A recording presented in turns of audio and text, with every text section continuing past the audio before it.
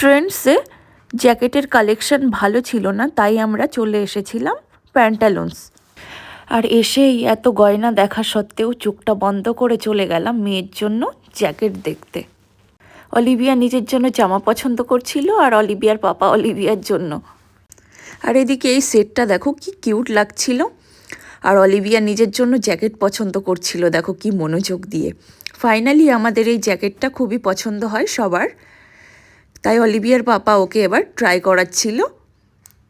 এদিকে পিঙ্ক কালারের কিউট একটা প্যান্ট ছিল, আর অলিভিয়াকে এই জুতোটা এত পছন্দ হয় যে ও নেওয়ার জন্য ট্যাগটাও ছিঁড়ে ফেলেছিল। এদিকে স্যার নিজের জন্য কিছু জামাকাপড় পছন্দ করছিল দেখো। আর এদিকে ছিল কিছু ঘড়ির কালেকশান, দারুণ দারুণ। তারপরে নিচে চলে এলাম, টুপি নিচ্ছিল অলিভিয়ার জন্য, কিন্তু টুপিটা একদম ভাল লাগছিল না পরে, তাই জন্যে অলিভিয়া খুলে ফেলে দিল। অলিভিয়া আমার জন্য জুতো পছন্দ করে এনেছিল, মাম্মা এটা তোমার জন্য। আর তারপরে আমার জন্য জ্যাকেট কিনতে গেছিলাম, আর জ্যাকেট কিনতে এসে এদের বদমাইশি শুরু হয়ে গেছিলো। ফাইনালি বিল করানোর পর অলিভিয়ার জেদ শুরু হলো, আমি এখন নতুন জামা জুতো পরবো। তাই তার আবদারে তার পাপা নতুন জামা জুতো পরিয়েই তাকে বাড়ি নিয়ে আসছিল।